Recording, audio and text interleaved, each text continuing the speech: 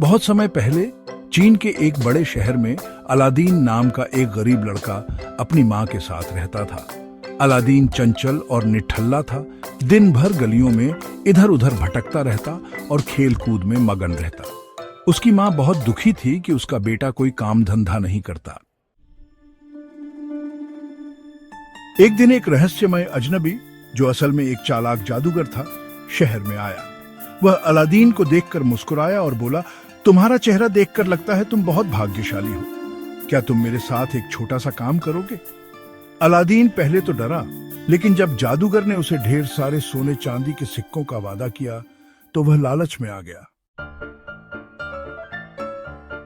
जादूगर अलादीन को शहर के बाहर एक सुनसान जगह ले गया। वहां एक बड़ी चट्टान थी। उसने कुछ जादुई मंत्र पढ़े और चट्टान खुद ब खुद हट गई। उसके नीचे एक गहरा अंधकारमय सुरंग दिखाई दी।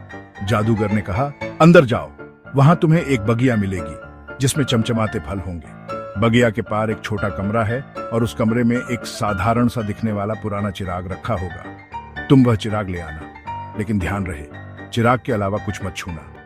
अलादीन डरते डरते सुरंग में उतर गया। जैसे ही अलादीन नीचे पहुंचा, उसकी आंखों के सामने अद्भुत दृश्य खुल गया। संगमरमर के फर्श, सोने की दीवारें और चारों ओर अजीब चमचमाते फल लगे पेड़ थे। ये फल असल में आम फल नहीं थे। कुछ लाल थे, लेकिन लाल माणिक जैसे चमकते थे। कुछ हरे थे जैसे पन्ने। नीले फलों की जगह नीलम और सफेद फलों की जगह हीरे जड़े थे। अलादीन मंत्रमुग्ध होकर इधर उधर देखने लगा। उसका मन लालच से भरने लगा। काश मैं ये फल ले लेता, उसने सोचा, तो माँ को सब दुखों से मुक्ति मिल जाती। लेकिन उसे जादूगर की चेतावनी याद आई। वह अपने मन को काबू में रखते हुए सीधा आगे बढ़ता गया। बगिया के आखिरी छोर पर उसे एक सीढ़ी दिखाई दी जो नीचे एक अंधेरे कमरे में उतर रही थी। वहां एक पत्थर की मेज थी और उस पर एक साधारण सा धूल से ढका हुआ पुराना चिराग पड़ा था। अलादीन ने जल्दी से चिराग उठाया और ऊपर लौटने लगा। जैसे ही अलादीन सुरंग के मुहाने पर पहुंचा, जादूगर ऊपर खड़ा चिल्लाया, चिराग दो, जल्दी। अलादीन ने भी जवाब दिया, पहले मुझे बाहर निकालो, फिर चिराग दूंगा। जादूगर का चेहरा गुस्से से लाल हो गया। वह जानता था कि चिराग जादुई है और अगर अलादीन बाहर आ गया तो चिराग पर उसका अधिकार नहीं रहेगा। गुस्से में आकर उसने फिर से मंत्र पढ़े और जमीन को बंद कर दिया।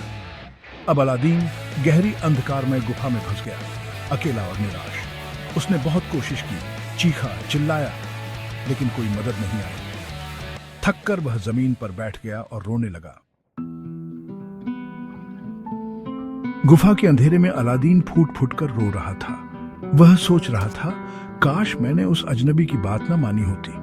अब मैं यहीं सड़कर मर जाऊंगा। तभी उसे याद आया कि जादूगर ने उसे एक जादुई अंगूठी दी थी।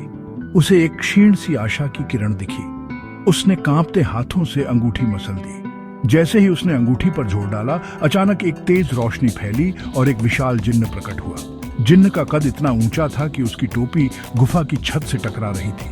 उसकी आंखें अंगारे जैसी चमक रही थीं और उसकी आवाज गड़गड़ा रही थी। आज्ञा दो मेरे मालिक, मैं तुम्हारे आदेश का पालन करूंगा। अलादीन पहले तो भय से कांप गया, लेकिन फिर हिम्मत जुटाकर बोला, मुझे इस गुफा से बाहर निकालो। जिन्न ने एक हाथ का इशारा किया और पलक झपकते ही अलादीन खुद को गुफा के बाहर खुले मैदान में खड़ा पाया। चारों ओर धूप फैल रही थी। वह आजाद हो चुका था। अलादीन ने राहत की सांस ली। उसने आकाश की ओर देखा और मन ही मन ईश्वर का धन्यवाद किया। थके हारे कदमों से वह अपने घर लौट आया। उसकी मां, जो कई घंटों से उसके लौटने का इंतजार कर रही थी, उसे देखकर दौड़ पड़ी। अल्लाह का लाख लाख शुक्र है कि तू सही सलामत है। मां ने उसे गले लगाया और फूट पड़ी। अलादीन ने मां को सब कुछ विस्तार से बताया, अजनबी का धोखा, गुफा का रहस्य और चिराग की कहानी। मां ने पूछा, लेकिन बेटा, ये पुराना चिराग किस काम का? अलादीन ने चिराग की धूल साफ करने के लिए उसे अपने कपड़े से रगड़ दिया। जैसे ही उसने चिराग को रगड़ा, अचानक एक और बड़ा जिन्न प्रकट हुआ। यह जिन्न पहले वाले से भी अधिक विशाल और भयानक था। उसकी आवाज में बिजली जैसी गरज थी। हुक्म दीजिए मेरे मालिक, मैं चिराग का दास हूं और आपके आदेश का पालन करने को तैयार हूं। अलादीन और उसकी मां दंग रह गए। कांपती आवाज में अलादीन बोला, हमें खाने के लिए कुछ खाना चाहिए। जिन्न ने एक जोरदार ठहाका लगाया, अपनी उंगली घुमाई और पल भर में एक बड़ी मेज प्रकट हो गई।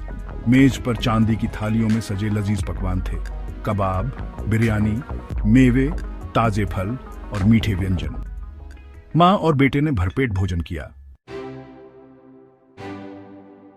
इसके बाद से अलादीन की जिंदगी बदलने लगी। जब भी उन्हें कुछ चाहिए होता, खाने का सामान, कपड़े, पैसे, अलादीन चिराग को रगड़ता और जिन्न सब कुछ हाजिर कर देता। धीरे धीरे उनका घर सुंदर हो गया। सुंदर कालीन, रेशमी पर्दे, चमचमाते बर्तन। आसपास के लोग हैरान थे कि अचानक इतनी गरीबी में रहने वाला परिवार कैसे अमीर हो गया। लेकिन अलादीन ने अपनी दौलत का घमंड नहीं किया। वह विनम्र रहा और अपनी माँ की सेवा में लगा रहा। एक दिन माँ ने कहा, बेटा, अब तुम्हें कुछ काम करना चाहिए, कुछ कारोबार करना चाहिए ताकि लोग बुरा न कहें। अलादीन ने माँ की बात मानी।